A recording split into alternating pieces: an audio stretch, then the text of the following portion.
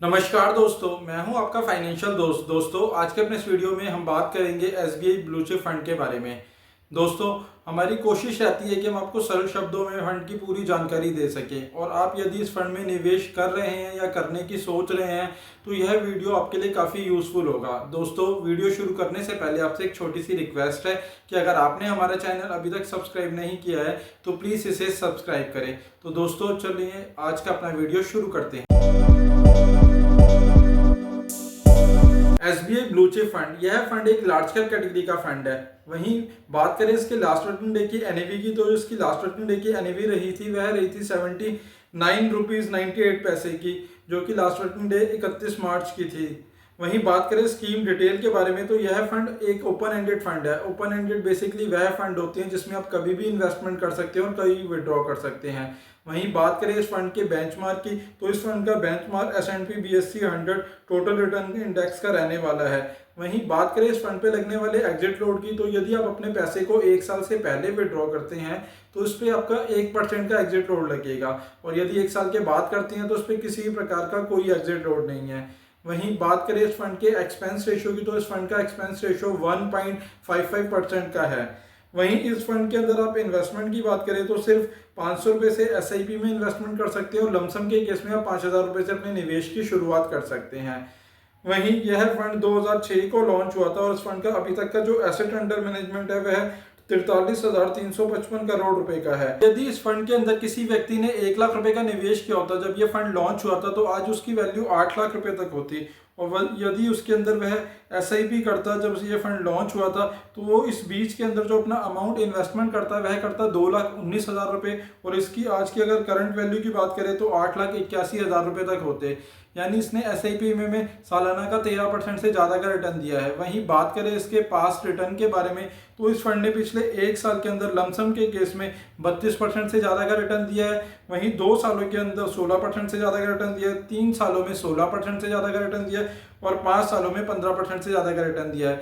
वहीं अगर हम इसका कैटेगरी वाइज कंपैरिजन करते हैं तो इसने पिछले 1 साल में 38% से ज़्यादा का रिटर्न दिया है, 2 सालों में 17% से ज़्यादा का रिटर्न दिया है, 3 सालों में 17% से ज़्यादा का रिटर्न दिया और 5 सालों में 15% से ज़्यादा का रिटर्न दिया है। वहीं बात करें इसके एसआईपी रिटर्न की, तो इसने पिछले 1 साल के अंदर 25% से ज़्यादा का रिटर्न दिया है, 2 सालों के अंदर 20% से ज़्यादा का रिटर्न दिया है, 3 सालों में 16% से ज़्यादा रिटर्न दिया और 5 सालों में 18% से ज़्यादा का रिटर्न दिया है।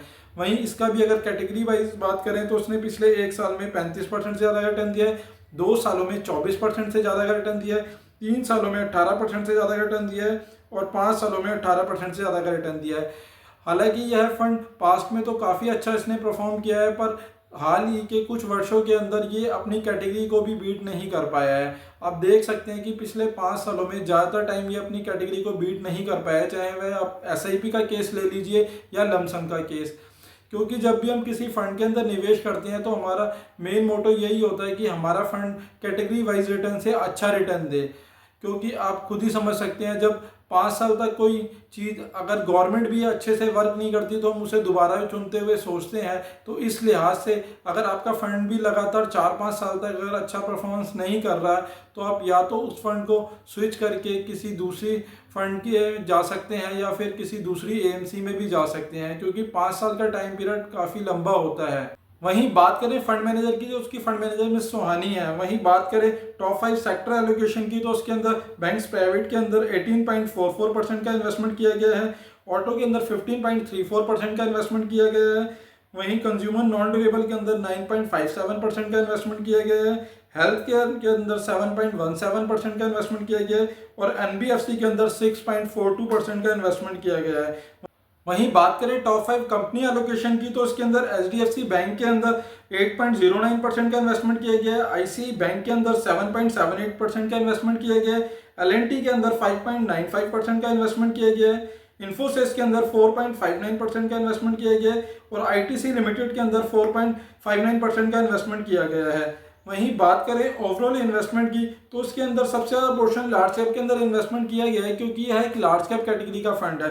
लार्ज कैप के अंदर इसके अंदर 85.30% का इन्वेस्टमेंट किया गया है, वहीं मिड कैप के अंदर 10.34% का इन्वेस्टमेंट किया गया है और कुछ अमाउंट अदर इंस्ट्रूमेंट के अंदर भी किया गया है। वहीं दोस्तों आप देख सकते हैं कि इस फंड ने बेसिकली लार्ज कैप में मेजरली इन्वेस्टमेंट किया गया है, बट इस कैटेगरी में और भी काफ़ी फंड है जिन्होंने लॉन्ग टर्म में काफ़ी अच्छा परफॉर्मेंस किया है और अपनी कैटेगरी को भी लगातार बीट किया है।